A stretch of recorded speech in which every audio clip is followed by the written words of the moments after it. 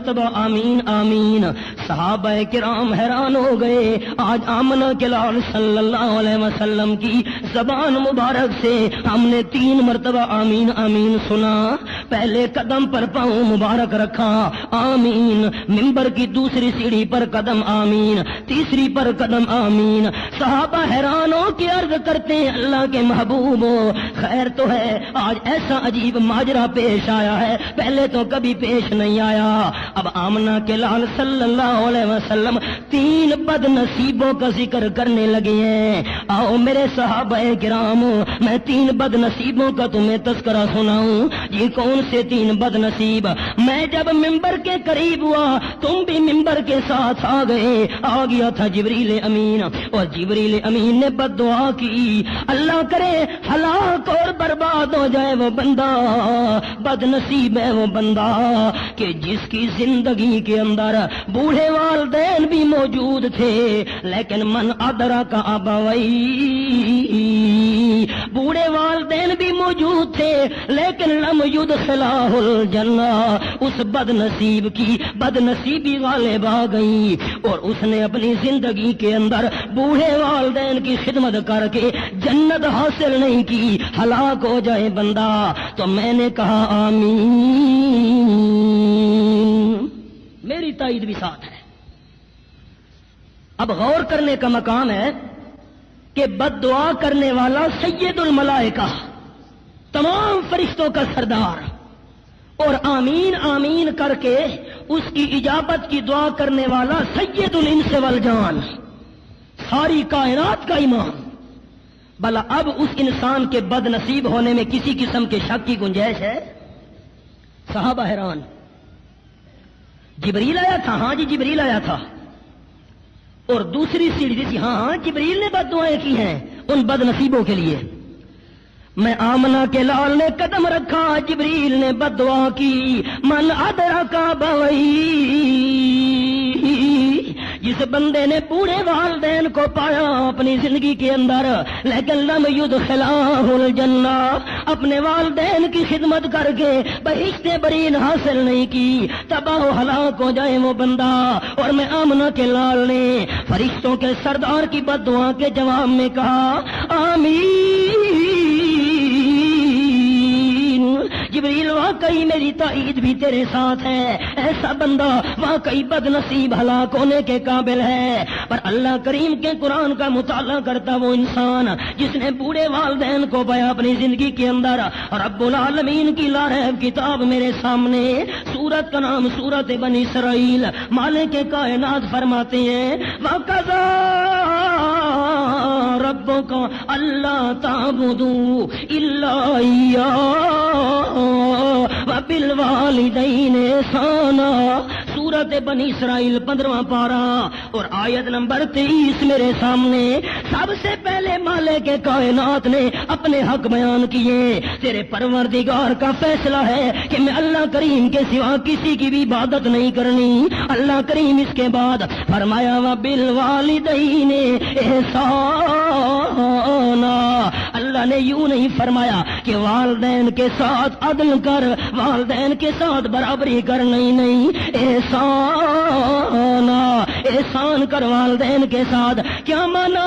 اگر کوئی ضرورت کے وقت مجھے 1 روپیہ دے دے اور جب اس کے اوپر مشکل آئے میں بھی 1 روپیہ اسے دے دوں، اسے احسان نہیں کہتے، اسے برابری کہتے ہیں۔ اور اللہ فرماتے ہیں بالوالدین احسانا، احسان کر، برابری نہیں کرنا۔ اگر والدین نے تیرے اوپر 1 روپیہ خرچ کیا، جب تیری خدمت کا موقع آیا تو اپنی ساری کمائی لٹا دے، یہ احسان ہے۔ اللہ اور کچھ فرمایا دوسرا قانون سن، اما یبلغن عندک الکبر احدہما او کلاہما فلا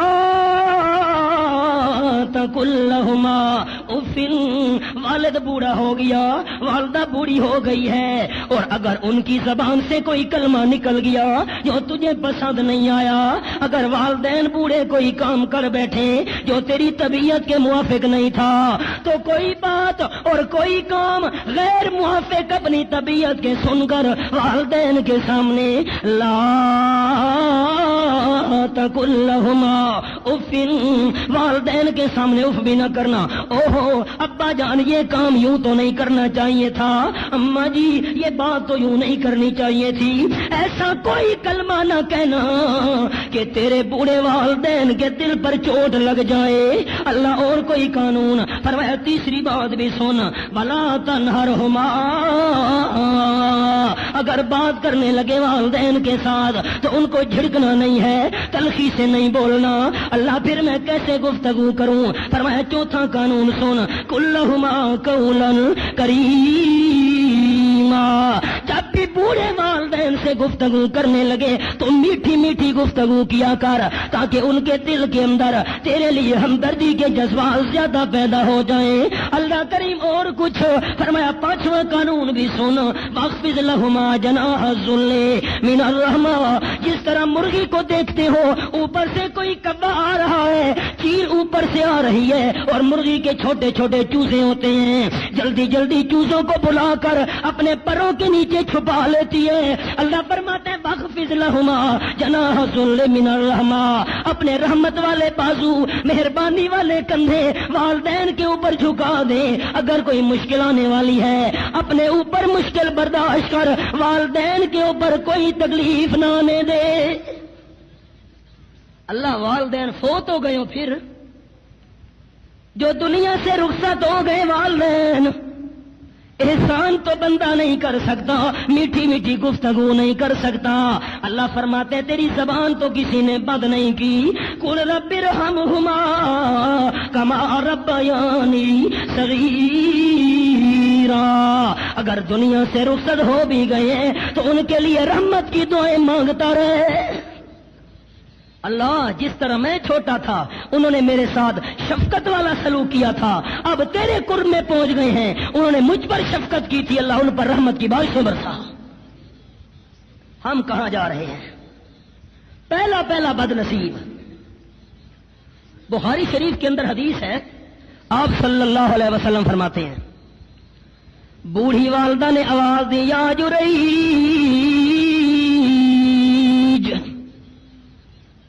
اللہ کریم کا نیک بندہ حضرت جریج رحمت اللہ تعالی علیہ، بڑا نیک بندہ، ولی بندہ، اللہ کریم کا فرما بردار بندہ، نوافل ادا کر رہا ہے، اللہ کریم کی یاد میں مشغول. بوڑھی والدہ نے آواز دی یا جریج، جریج جلدی آ مجھے کام ہے. لیکن حضرت جریج پریشان ہونے لگا کہ ایک طرف نماز ہے اور دوسری طرف بوڑھی والدہ کی آواز ہے، اب میں کیا کروں؟ آپ صلی اللہ علیہ وسلم فرماتے ہیں نوافل نہیں چھوڑے اور نوافل کے اندر لگا رہا.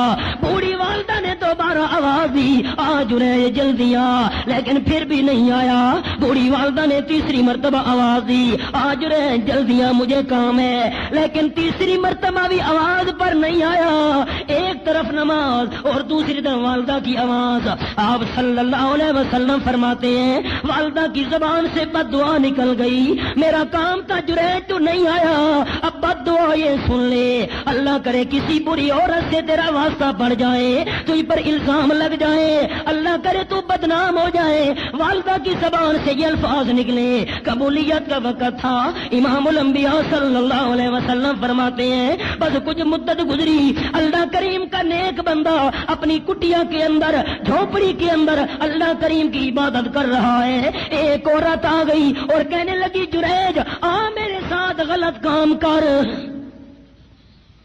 توبہ توبہ، سوال ہی پیدا نہیں ہوتا، میں اور یہ غلط کام، واپس چلی جا. میں بھائی خود تجھے دعوت دے رہی ہوں، تو نے تو نہیں کہا نہیں چلی جا. وجہ کیا ہے جریج؟ حضرت جریج نے تڑپ کے کہا چلی جا او مجھے گناہ کی دعوت دینے والی، انی اخاف اللہ رب العالمین.